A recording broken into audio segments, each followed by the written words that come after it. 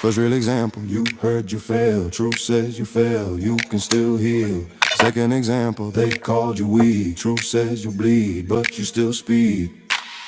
Third example, shame said hide. Truth said walk, keep your head high. Fourth example, fear said freeze. Truth said move, get on your knees. Fifth example, you're alone. Truth says no, you're not unknown. Sixth example, they won't stay. Truth says love still makes a way. One, check the lot. Two, cut the knot. Three, fast and tight. Four, hold your spot. One, check the lot. Two, cut the knot. Three, fast and tight. Four, hold your spot. Said I'm too far gone. Truth says no, the work goes on. Eight, I missed my chance. Truth says stand, take one more stand. Nine, I can't forgive. Truth says you can, that's how you live. 10, I'm not enough. Truth says run, you're built for tough. Belt of truth, hold fast. Belt of truth, hold fast. What broke you back then won't lead you now. Belt of truth, hold fast. Belt of truth, hold fast. Tell the truth out loud, stand your ground. 11, 12, 13, 14, 15. Real life, real fight, keep your mind clean. Passing it up, walk it out, no passive, no. Just the work now. Ooh.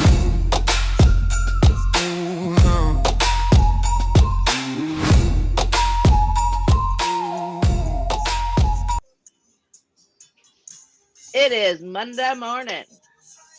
Oh, that it is. It is Wake Up Reveille. Time for coffee. If you drink that stuff. Trust And me, I drink it. it's another episode of the series that we're working on called the Unarmored Warrior. You know, it's all about overcoming, getting stuck to moving. And before I get into all that, me and Ed get into all that today. I'd like to say something directly to whoever is listening to this. I know that some of you have been sitting on these episodes for a while. Some of you have downloaded them, maybe started them, and you've got a few minutes in and turned it off because something I said or Ed said landed too close and you're not ready for it.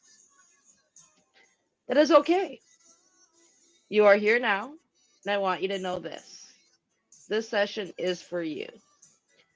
And we are going somewhere that most shows do not go. And we're going to talk about pride. Not pride in the sense of healthy self-respect or well-earned confidence. But we're going to talk about the kind of pride that has kept most warriors stuck.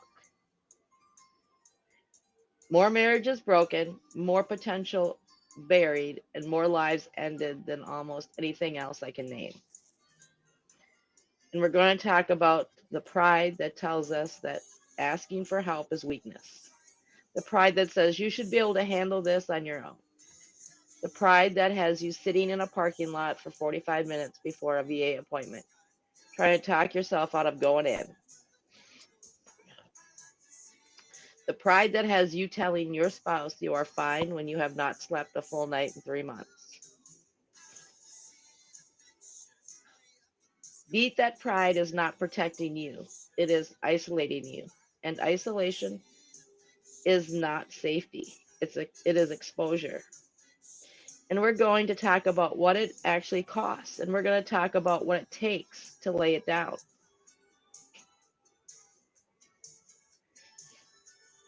Before we go into new territory, I want to make sure that we are all standing on the same ground, whether you are new to the series or you've been with us from the beginning. Foundation matters. And you do not build on what you have not reviewed. So let's talk about, step one, truth.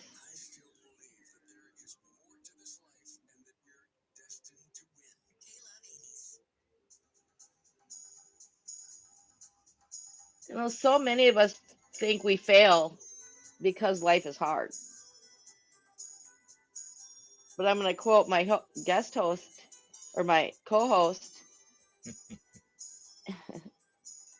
It is early and it's Monday.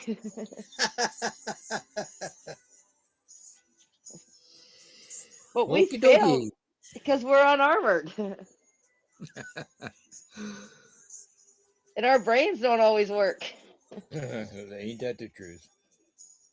I was talking to a gentleman Saturday about that. And so my son has his days and nights mixed up right now. So he's up during the night. And so we had the big pancake breakfast planned out and we were setting up for it. And he's like, oh, good morning. And I go, oh, in about 4 hours, it's going to be good night because I haven't gotten to bed yet. And he's a civilian and he's like, I don't know how you do it. And I go, you're trained to just do what needs to be done. You just get into this mindset that, you know what, you got to stay up, you stay up. Mm-hmm. And it always for me, I always find it funny. We are trained in so much self-control that we, stay up when you need to stay up, sleep when you need to sleep. Yeah. And we get to the point that we know we need help, but we can't give ourselves control to do it.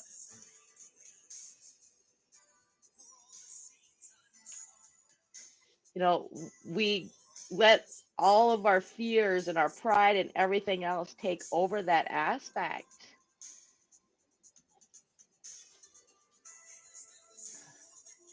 and stops us from our control that we have. We have so much power and control. We don't think about that.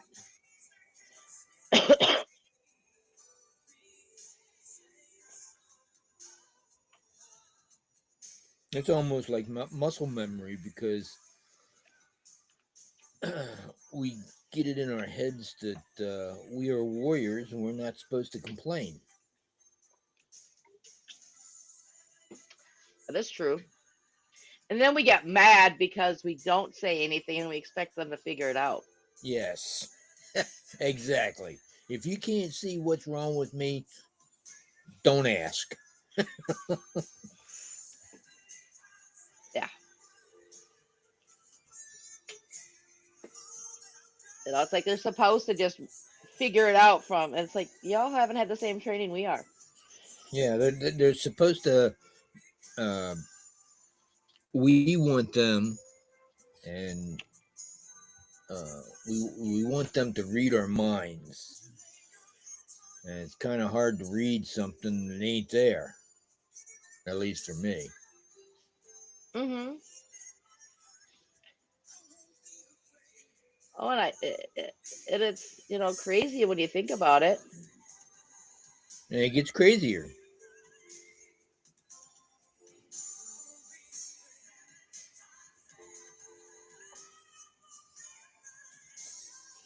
But it goes, that's part of uh,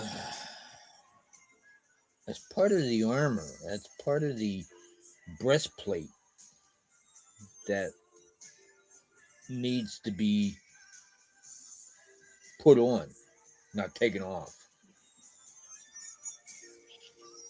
Because whenever we deny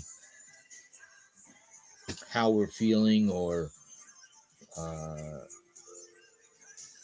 having pride, saying, I'm good, I'm okay, I don't need anybody's help,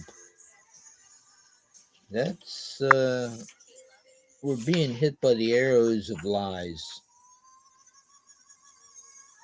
in the heart. And it's coming out our mouths.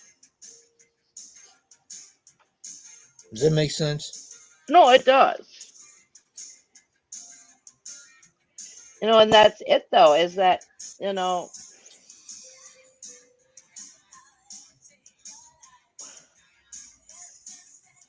and that's where the enemy is not just external but internal.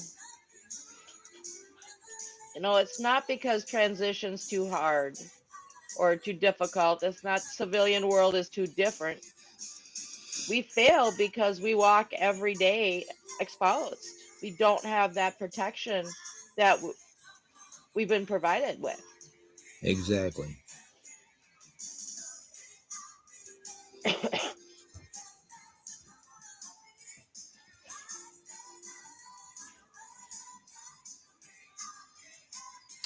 You know, and that's, the interesting part about it all.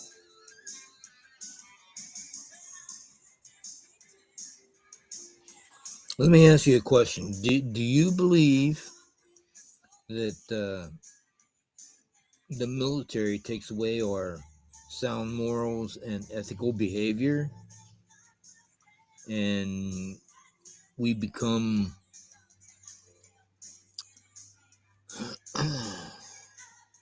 how you want to say, we become blind to our own needs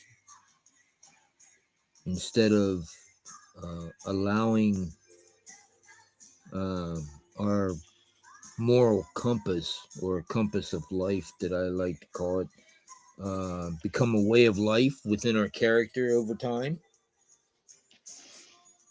Um, I partly, but it's a couple different things. So one is that it's so much easier for us to not deal with ourselves, to not take care of ourselves, and use helping others a distraction. Yes. But it's also, we're taught to put everything first.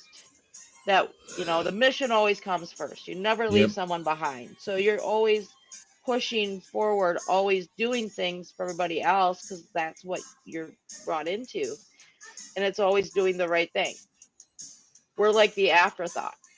And a lot of us are pre-wired that way. We were like that before we went into the military. Mm-hmm. So it just amplified it even more.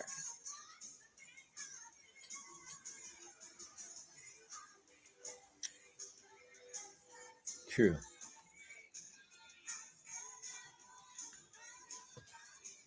You know, and when we talk about the belt of truth, this is where you do the honest inventory and your asset inventory.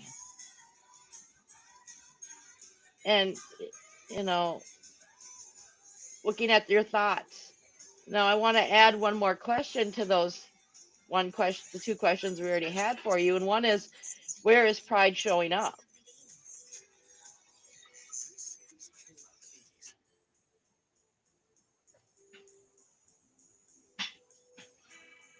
Well, for me, pride always shows up whenever I'm having difficulty breathing, or my hip is really giving me a fit, and I have difficulty walking, and either my wife or my daughter says, "You okay?" You can't see, you know. So Right. yes, I'm okay. I'm fine. And I always have the comment, well, okay is a relevant question, irrelevant question. Because, yeah, I'm okay, but, I have issues. Don't we all? Some more than others, but it's how we deal with them. That's the big thing. And that's it. And that's when you're looking at yourself too. Does, life generally get in the way? And that is real. It does happen. You've got family, you've got work, you've got kids. And so things get put to the side. So life does get in the way. Or did pride show up and told you that you did not need to do something, or that you could just listen and absorb the information, or you've got it, you're fine, Hmm. instead of trying to get help.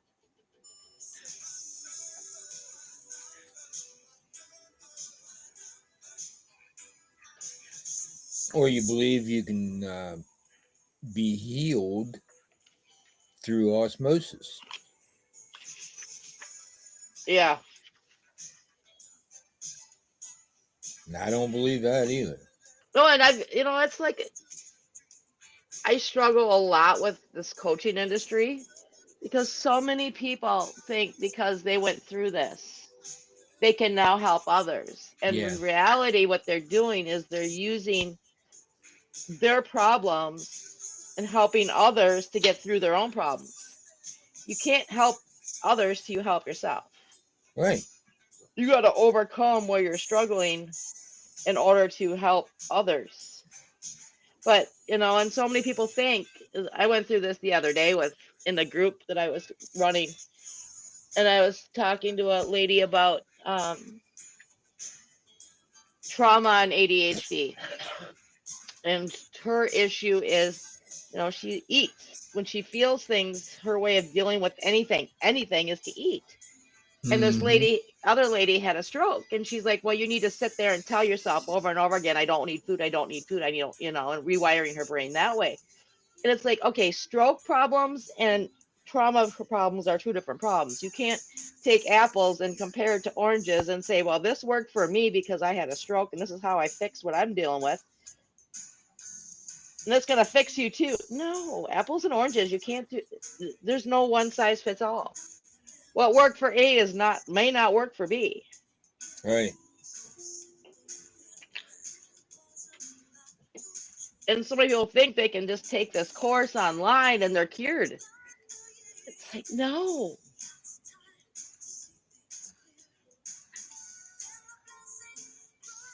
And that's the problem. And this is where pride gets in the way. Yep. We don't want to make it a way of life. You know, pride comes from the training, the identity, the shame, the culture. And that's, when we look at what it costs, and we saw it operating underneath all these different sticking points. Now, what does it take to actually lay it down? Not in theory, but actually in practice. And when you look at things, a lot of times in modern therapies, modern, self-help, teaching on pride stops when you have the label, when you have that diagnosis. And then it tells you, well, pride's the problem. And some people, will tell you, okay, gives you a lot of scripture and say, here, look at this. And then you just move on. So you walk away knowing, yeah, pride's a problem, but you're still carrying it. Every religion in some aspect or form talks about pride as being bad. And you walk that fine line of good and bad. And we got to remember, laying down pride is not a one-time decision. It's a daily discipline. Yes. That, see, now that's the word. If you were to describe the military in one word, what would it be?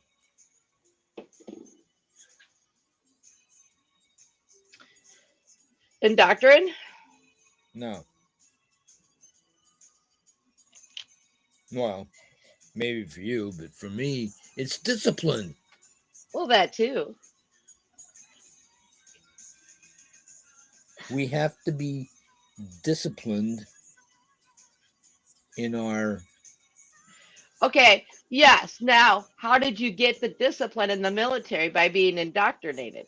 And it's not a bad thing, but the minute you get off that bus, you are being trained the Oh, same yeah. thing every day. You are being programmed or indoctrinated to get that discipline because you don't go into the military with discipline.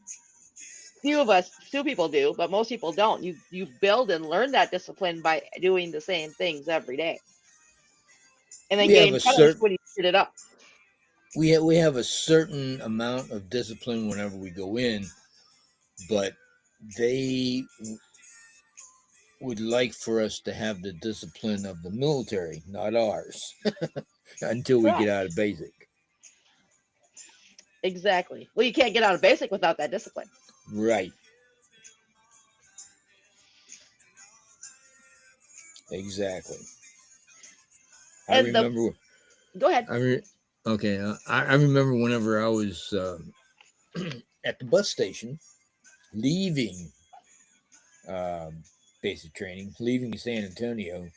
I was getting ready to fly up to Colorado to my tech school, and we were all sitting there on our duffel bags, and Di was walking in between the rows, saying, "If anybody talks about uh, how bad training was here, or how how you didn't like basic training, or anything like that," he said, "You're going back the first day." And I just sat there and kept my mouth shut until I was on the plane landing in Denver. And they just drilled it into you. And uh, even whenever I got to tech school, we had a little bit more freedom than we did in basic, but it was still discipline. We still had to get up in the morning and fall in the formation, march to the chow hall, march back to the barracks.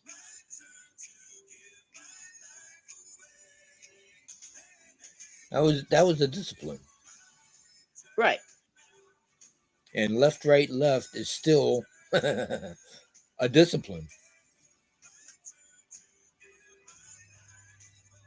It's something we won't forget, right? Exactly. And it's kind of funny when you look at things, of how much stuff we actually went through and how much really you overcome.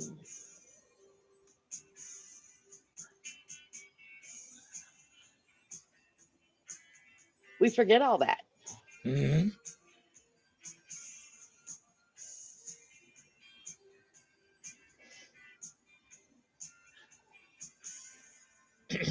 And I really think the first part really is about understanding what you're actually asked to do when it's like, overcoming pride or overcoming obstacles.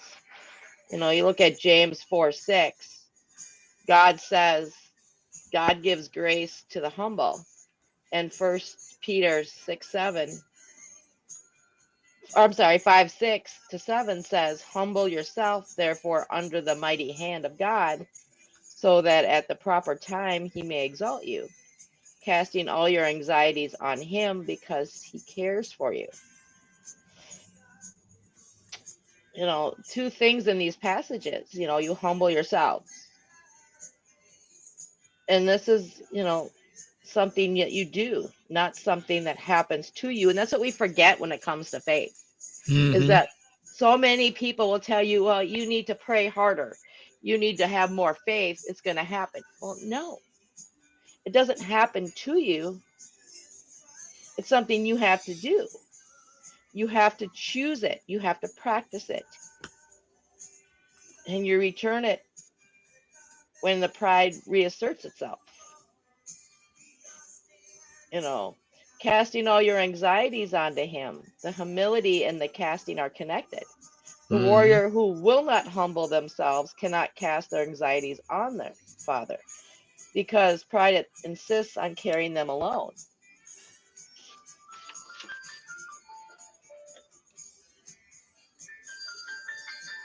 That's true. And the reason is because he cares for you, not because you have earned it, not because you have performed well enough, because he cares for you. The Father who deployed you cares about what you are carrying. And he is not waiting for you to handle it before he helps you. He's waiting for you to bring it to him.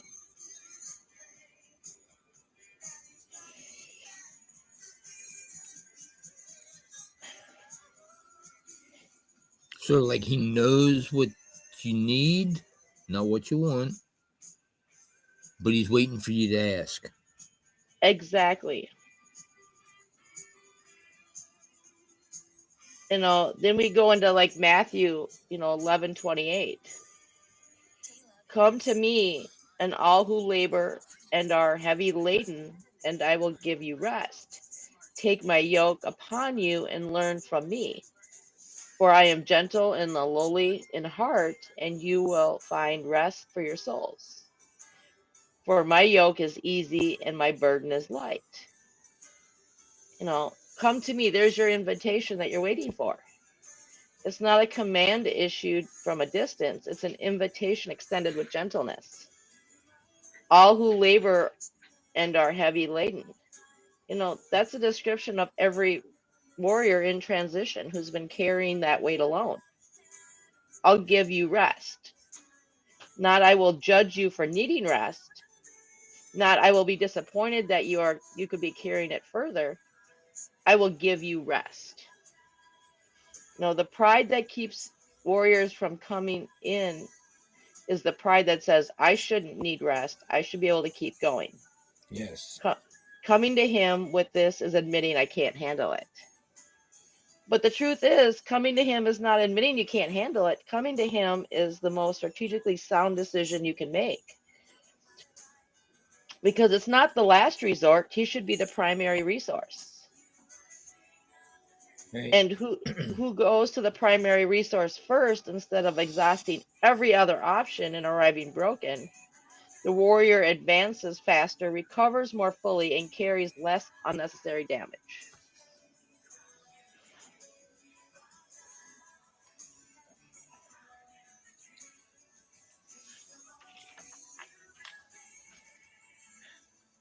Yes, he is a commander, okay?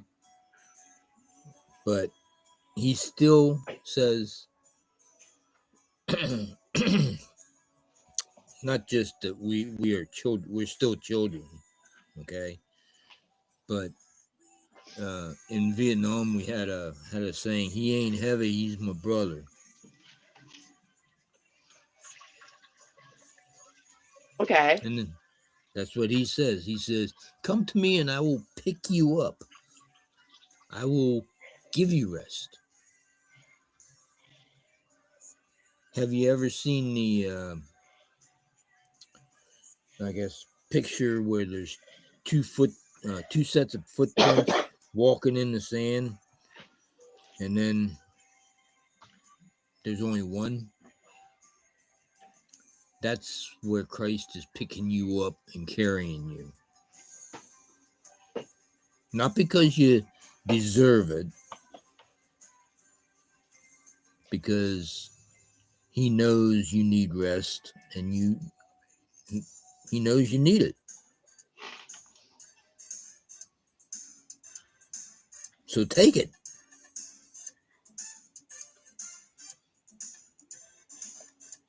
Am I right? 100%. And so most places, most therapies, most help doesn't show you how to get rid of it, how to deal with it. They just tell you this is bad, now fix it. Mm-hmm. We're going to tell you how to fix it. This is what laying down the pride looks like in an actual practice. And we're going to give you 4 specific steps, not principles, not concepts, but actions you can take every day. Step 1. Well, before we get into that, I just want to clarify something, okay? Mm-hmm. For everybody who's out there thinking that we are talking and uh, we're talking to you, we're not just talking to you. I'm talking to me too. Mary's talking to her. Exactly. It's not something that uh, we take the this armor and we take it very seriously because we have to um, understand it. We have to be armored if we're going to tell you to be armored. Right. We got to go through it all ourselves. Right. We practice what we preach. I hope so. Some may not think so, but I don't Hey, and the care. thing is you're going to have backslides and you're going to have good days and you're going to have bad days. Life is hard in and out of the uniform. But no one ever said life was ever going to be easy. Right. Ever.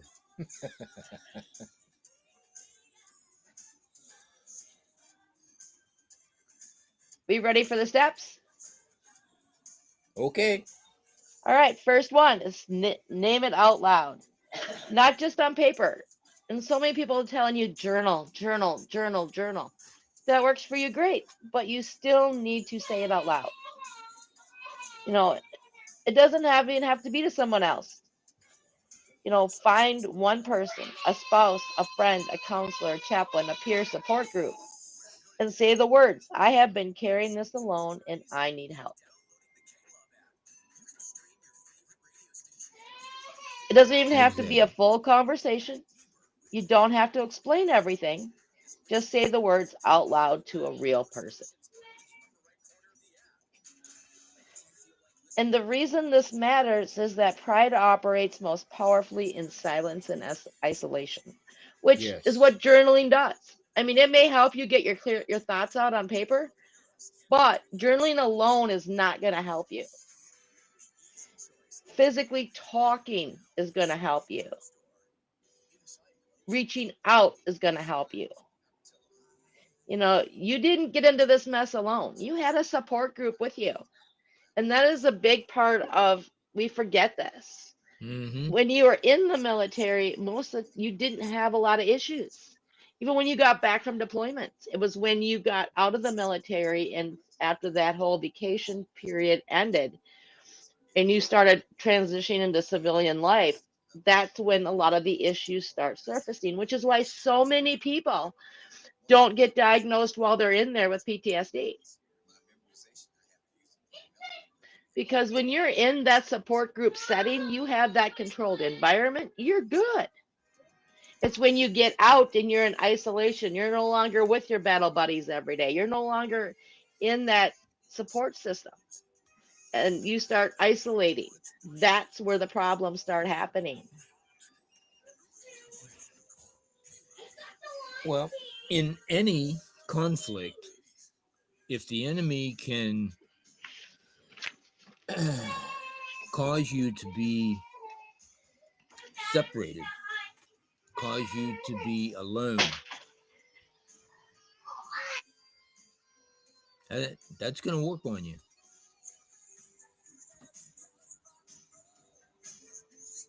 They do it, and the uh, the enemy of our souls does that a lot. That's why we have to be armored, because if we're not armored, we're going to fall right into it.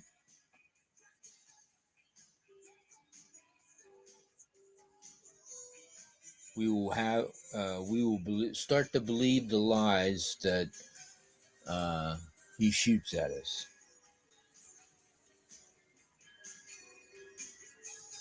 And that's part of the breastplate and part of the uh,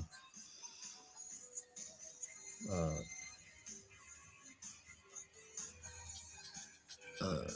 thing. Uh, Belt. well, the breastplate actually attaches to the belt. Yeah, the belt of truth. We have to know the truth, otherwise, the world's going to define the truth for us, and it's always less than what God intended.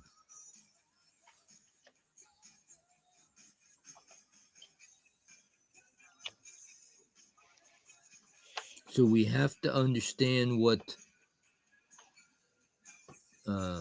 we've already gone over what truth is, but we have to keep it on.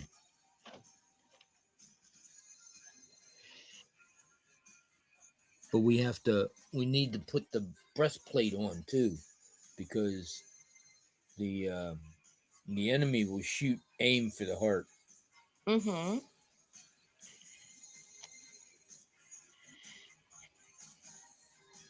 And that's where, when you give it language in the presence of another person, you break that isolation. Yes. And that's what pride depends on, is isolation. And the thing that felt too heavy to carry alone becomes, in that moment, less heavy. Not that the problem changed at all, but because you are no longer carrying it alone. Right. Step 2, make the call you've been avoiding. You know what it is. Maybe the VA appointment you've been putting off, the counselor you looked up 6 months ago, you never contacted, that's the peer support group you found online and bookmarked but never attended, a pastor, a chaplain, a friend, a battle buddy, someone you've been meaning to reach out to, the friend you've been meaning to call back. Make the call, not when you feel ready, but this week. The pride will tell you that you need to have more together before you reach out. Right. Or pride could be telling you have to wait till you hit bottom. But you should, or that you should wait and have a clearer sense of what you need. Well, then if you knew what you need, you'd fix it yourself. You know, you don't want to burden anyone. Every one of these thoughts is pride operating. And that's why, making the call anyway is so important. Yeah. I used to say I was so bottomed out that I had to look up to see the bottom belly of a snake.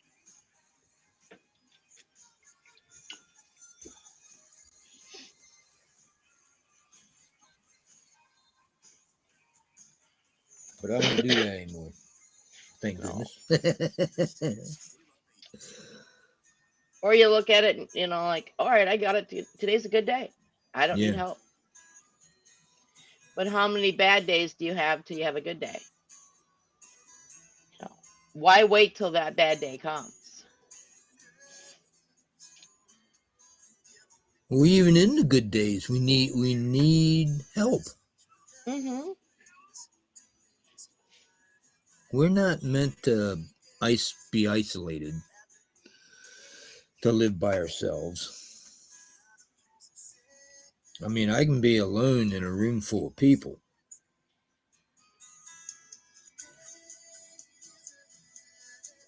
but I don't want to be,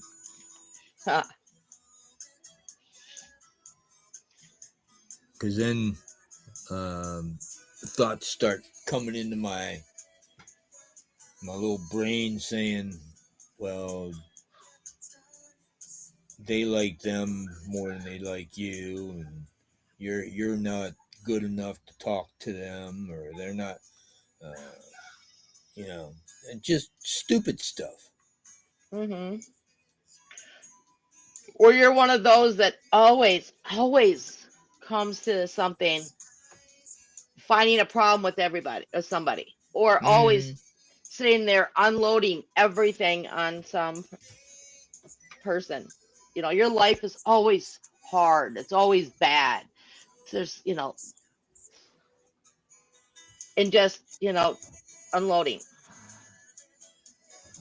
And yep. you just bring the mood down for everybody.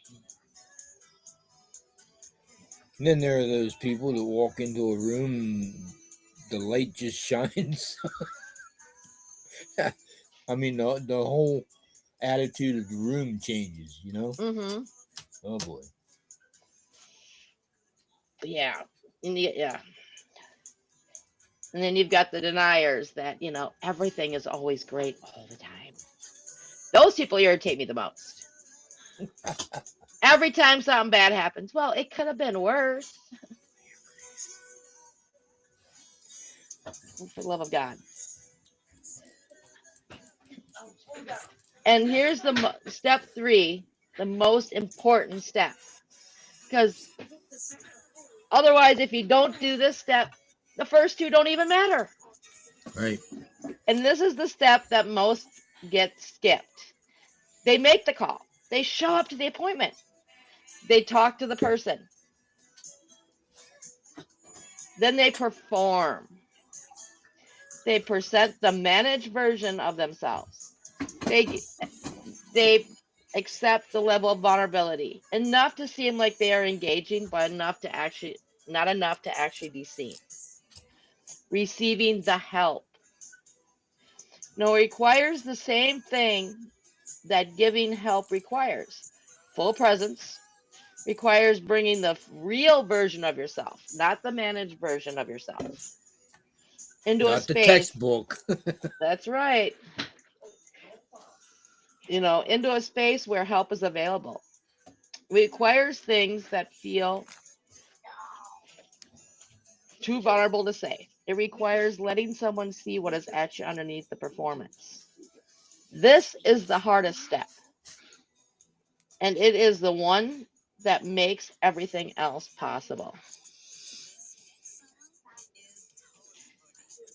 And finally, step 4, wash, rinse, and repeat. Laying pride down is not a one-time event. Think of boot camp all over again. You got to do it over and over and over again. Pride will always reassert itself. The performance instinct will return. The voice that says, you should be able to handle this by now, will come back. It does. Or It it's won't. oh, or you're gonna get some nut job that's telling you it's okay. Yeah. Or No, it's not. it could be worse. You just need to be happy. You fake it till you make it. No. Happiness is not a destination. It's a choice. It is a choice. Just like putting on the armor. Yes. See, and I struggle with therapists. And one of the things that is like both my kids are special. And so because of them being special, they're they end up with these therapists that are so like guinea pigs to the kids. So like Mm-hmm. they have this old school concept. They don't understand emotions. My kids understand emotions. Right. And so they analyze them all the time. And the dumbest question they ask them all the time, because their go-to emotion is happy. Okay. Why are you happy? And they look at me like, why is she asking me the world's dumbest question? Because I choose to be happy, you ding dong. I don't know. I'm like, I don't know. It's his go-to. He's happy. Is that a bad thing? Why do we need to analyze it? Right. Be thankful he's happy.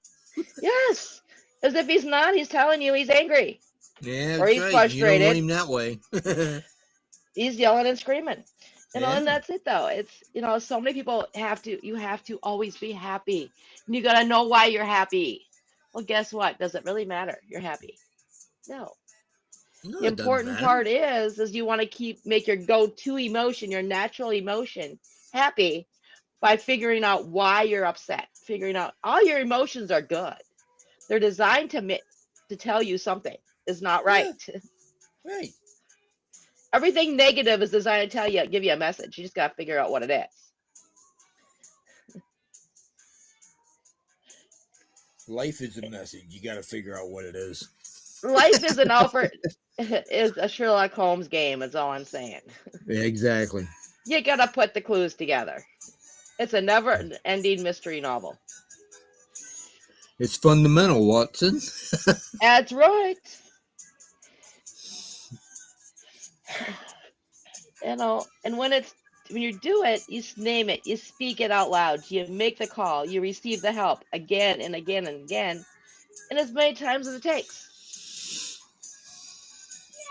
This is not weakness. This is the daily discipline of the overcomer. That is why This is what Revelation 12:11 looks like in practice. They overcame by the blood of the Lamb and by the word of their testimony. The testimony is not a one-time declaration. It's a daily practice of speaking the truth Right. and where you are and what you're working through. Your testimony may change, but the truth will not. Correct. And the testimony will adjust and change, but the overall theme of your testimony will not change. Right. There will always be a general theme.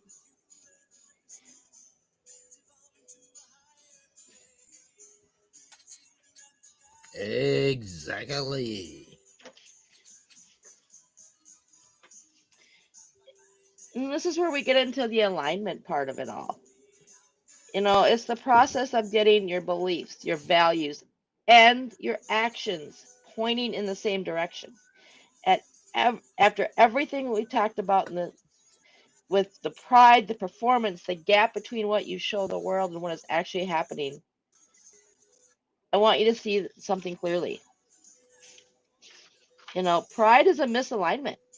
When you believe that the Father has provided everything you need, the armor, the community, the grace, but you are living as though you have to handle everything alone, that's misalignment.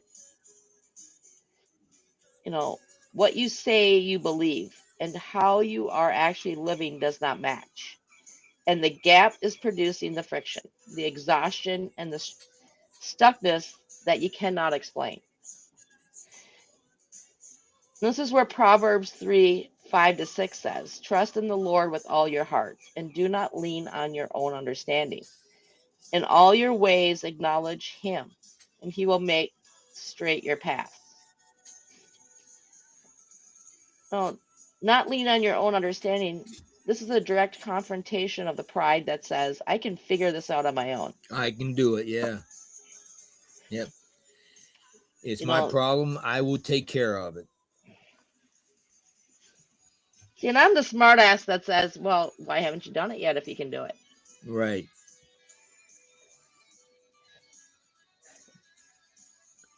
What? You know, and that's where the alignment that produces straight paths, that alignment that resolves the friction and the stuckness, requires the surrender of the self sufficiency that pride insists on. Or the duplicity.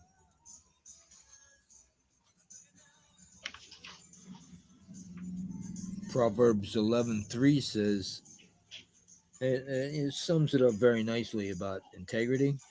Hmm. Integrity of the upright guides them, but the unfaithful are destroyed by their duplicity. And Proverbs is a very good book on practical ethics. Yes. I love it. And it really talks about integrity. So through every day, I want you to do an alignment check. Identify one area where your beliefs, your values, and your actions are not pointing in the same direction.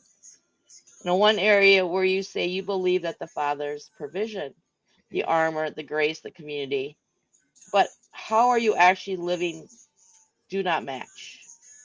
Write it down. Say it out loud. Be specific. And write down one step you can take this week to close that gap. Exactly.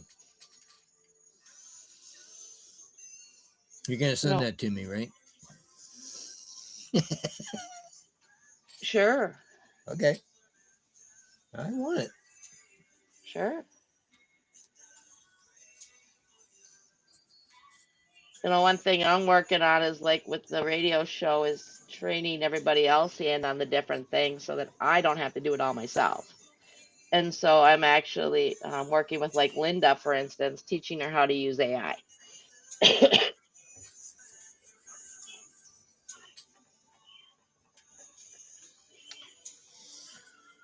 Cool.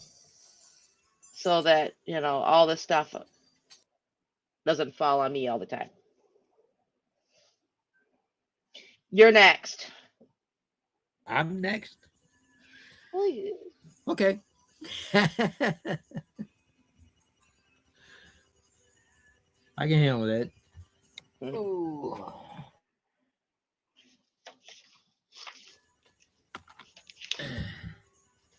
I'll be right back. Hang on. Yep.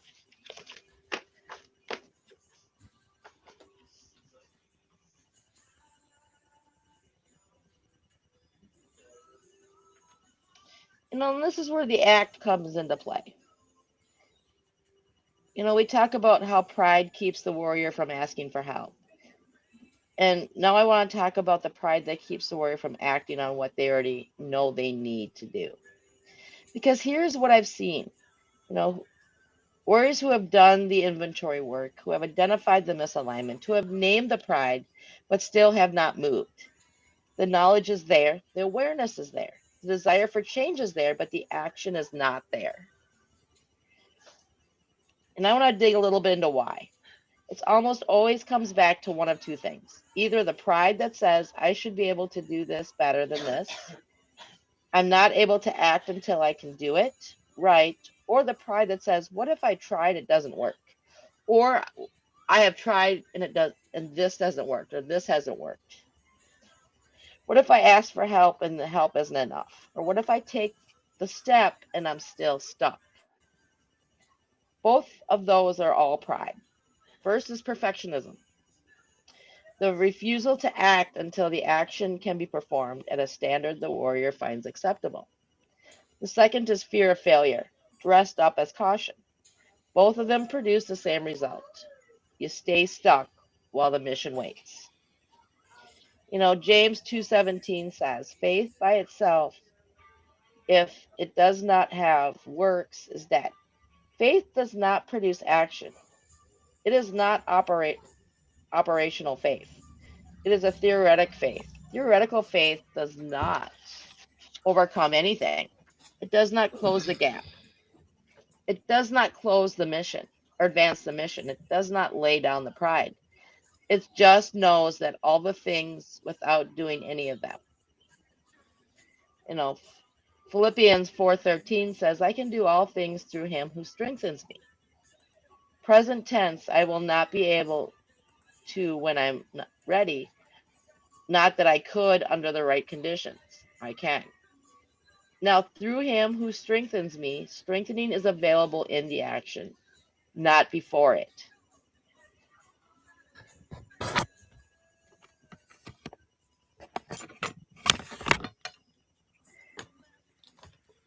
Pride is not just about the mission. It's about the identity. The identity who could not tolerate the imperfection that every beginning requires. The phone call that broke through, a veteran called and said, I need help. I don't know where to go. The call worked not because you are ready, but because you helped shift focus. That's the big thing. I'm back. Sorry about that, Warriors. Too much coffee. I've been awake since 4, but I got up at 5. So, um, what can I say? It is what it is. It is what it is. So, like And Walter Cronkite used to say, and that's the way it was. and that's the key to acting through pride. You shift the focus from your performance to the mission. You make it your mission. You ask, who needs me to take the step? Not that I am ready. Not I will do it perfectly, but who is waiting for me to move? And the answer almost always is someone, a spouse who needs you present, a child who needs you engaged, a fellow warrior who needs to hear that you survived what they are going through, a community that needs only your specific experience that can be provided. Pride says, wait until you're ready. Mission says, someone needs you now. Yep. So action step. Name the single action that you have been avoiding. the call you have not made, the appointment you have not scheduled, the conversation you've been putting off, the door you have not knocked on. Name it, write it down, and commit out loud right now, taking one step within 24 hours. Not when you're ready, but within 24 hours.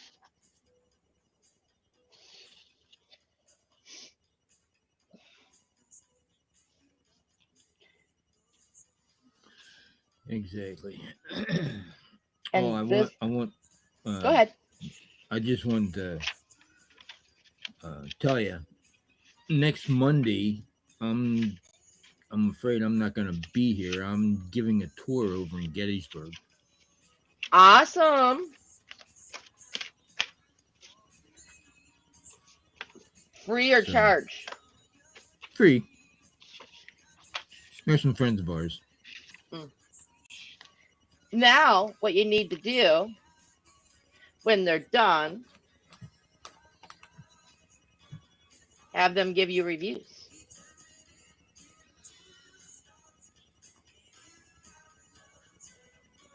You know, I've never really thought about that. That's a good idea. I've never thought about that. You know, especially setting up like a Facebook page or a Google business profile page, Mm-hmm. and so that way they can put reviews on there to show what your tours are like. Hmm. That's interesting. Yeah, never even thought about that. See, like I said, um, I'm technically challenged. I'll put it that way. All right. Well, when you got time this week, let me know. I will sit down with you. We will sit down and figure out we'll create a Google business page. Like I've got one for Freedom Route Travel. And then you can put your Vortex link on there, and Mm-hmm. then I'll help you set up a Google business page, and we can put your QR code and there along with it, and then we can you get some business cards made up so that you can hand them out. Yeah, but I gotta wait. What, 30 days? Not for the link. Once you've done the thing, the link should be available. But we can talk to Rick about that. Okay.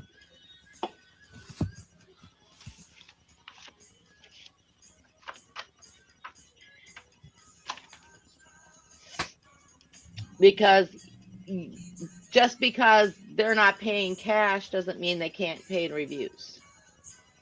Right. See, like I said, that's something I never even thought about. I will make you a kind of like a business outline checklist. Okay. It's what I use myself. Awesome. Yeah, I could use that. And then modify it if I have to, or do Yeah, whatever I want to with it. yeah. Yeah. Cool.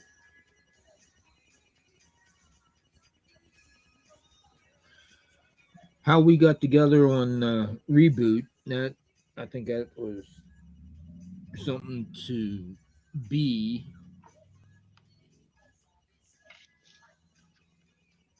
What do you think? Especially for the man who didn't talk through most of it. Who was that?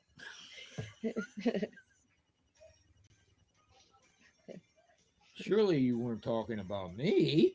Hey, I didn't shut up. I talk. There's a news flash. Hey, God gave me a voice. I was told to use it constructively. I'm doing that. Yeah, well, my dad always said you got 2 ears and a mouth. Use the 2 ears to listen and the mouth only to speak whenever you need to. And I didn't feel as though I needed to. If you don't speak, you'll explode. You get a buildup of air. Yeah, sometimes. And my daughter is the same way. You know she's awake because her mouth ain't done to stop moving.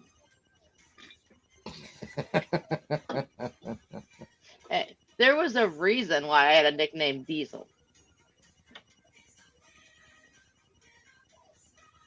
Who? Diesel, like diesel trucks. Oh, Diesel. Oh, You know, okay. Minnesota winters, you don't shut them off. They just keep Right. running. Right. Okay.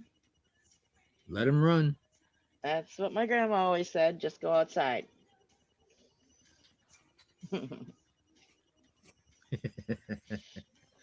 Yeah. Can't blame her.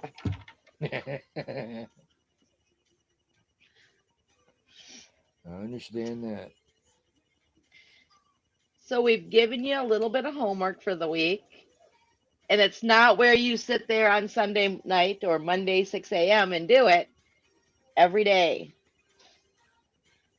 And, keeping track of it every day and build that discipline up Yes. and Make making it a sure you discipline. make that call. Exactly. It's a marathon, not a sprint, step by step, piece by piece. It's not, it didn't, the trauma didn't happen overnight. Right. It was little things built up over a long period of time. Recovery is the same process. There is no instant fix. It's a little bit of work every single day. And the 50-mile hike is not over.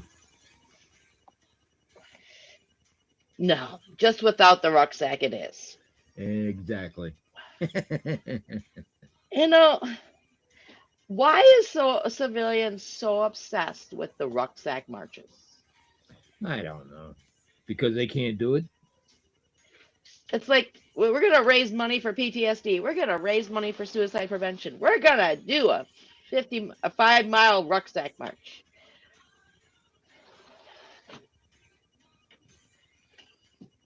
And every time I see that, the first thought, and I actually post in the comments, y'all civilians, aren't you? You're either a National Guard, a reservist, training soldier, or you're a civilian. The rest of us, we're never doing that again. Exactly. Oh, man. Are you crazy? The closest I've come to it since I was out was when my kids were little. I had that back carrier that you put them in. Mm-hmm. So one's in the stroller, one's in the carrier. And when Oh, boy. it sat just like a rucksack did. The only benefit of a rucksack is you don't have goo in your hair when you're done. Yeah, that's true. That's true. Yep. And nothing in your rucksack leaks. Hopefully. You packed it wrong if it does. Yeah, exactly. Yep. Or you didn't screw the lid on tight enough. Well, even then, most of ours are waterproof. Mm-hmm.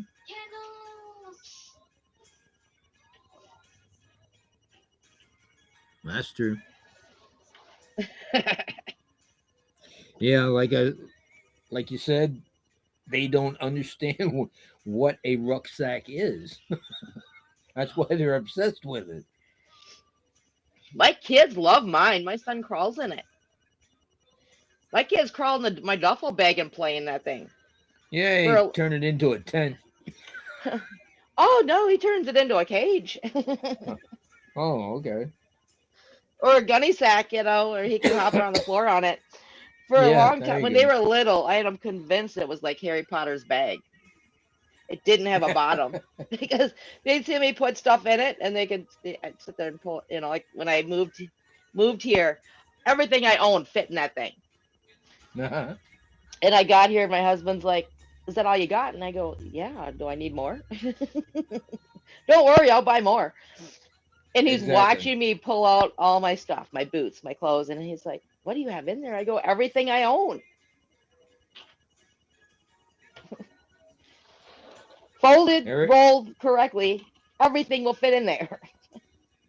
except maybe the kitchen sink, and sometimes I think that. I don't know. My kitchen sink will fit in there. I knew it. I knew it.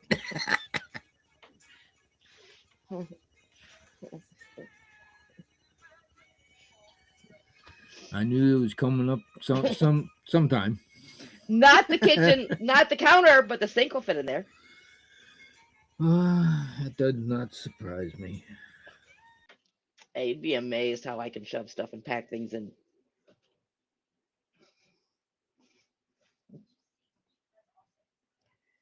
So we won't do a show next week, but we'll have a show the follow. Actually, let's see here.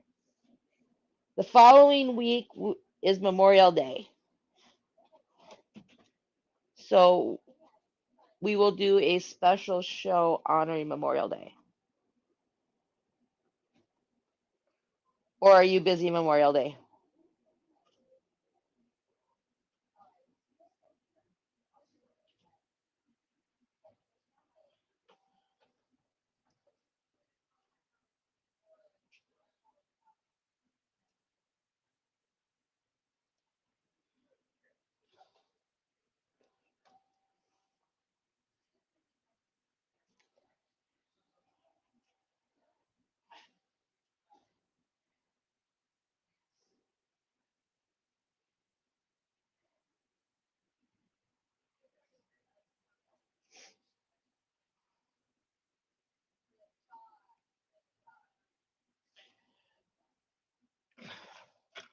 So have a good day, have a good night, and we'll see you back here the 25th.